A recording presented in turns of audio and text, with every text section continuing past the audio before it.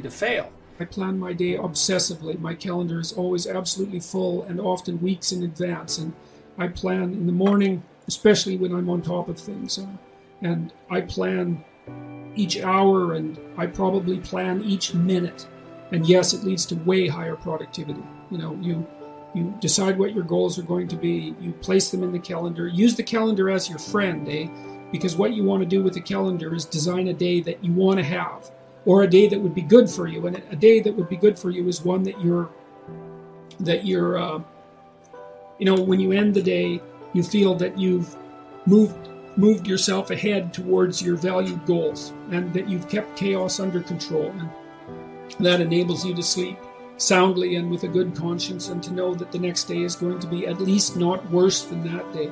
Planning is unbelievably useful. You need to figure out what it is that you're aiming at and why, and then you need to figure out how you're going to break that down over the months and the weeks and the days. But I would approach your calendar like it's your best friend. You think, okay, I'm going to design a week, man, that I really want to have. And that means you can schedule in leisure and all the things that you want to do, which you absolutely should do. Learning to plan is unbelievably useful, to schedule your time, because that's your life, But schedule the life you want. That means you have to schedule your responsibilities obviously, because responsibilities are those things that ruin your life if you don't fulfill them. Learn to use a calendar, like Google Calendar. Many of you out there do not use a calendar. Okay, a calendar is not a prison, and it's not a tyrant. Not if you use it properly. A calendar keeps anxiety at bay.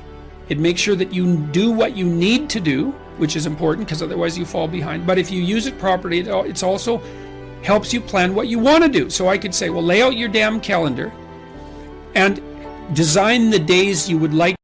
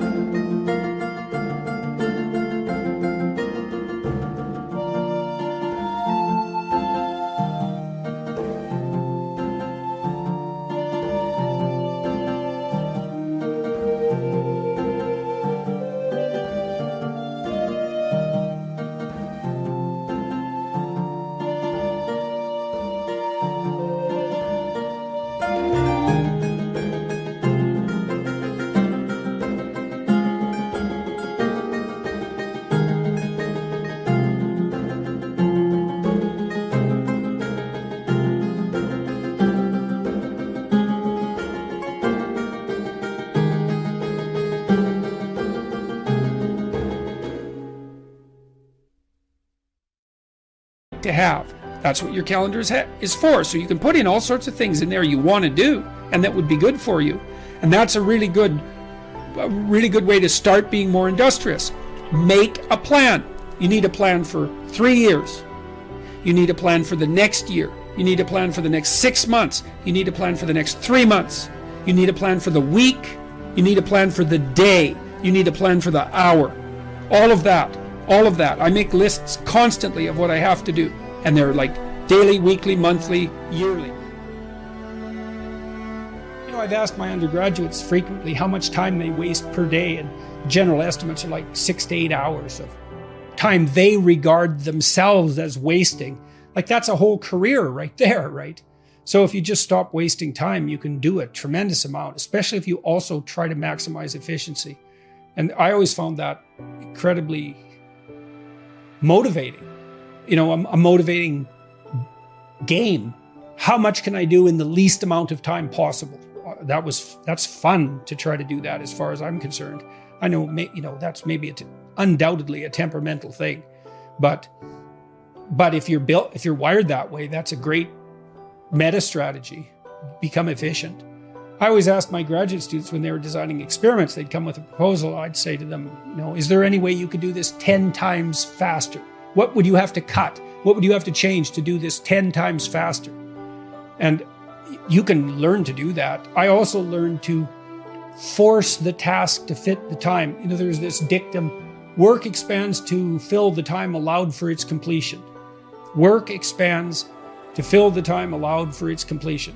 Well, there's a corollary to that, which is work becomes more efficient in proportion to the restrictions of time placed upon it. So if you say, well, this could take me 2 weeks, but I'm going to do the best job.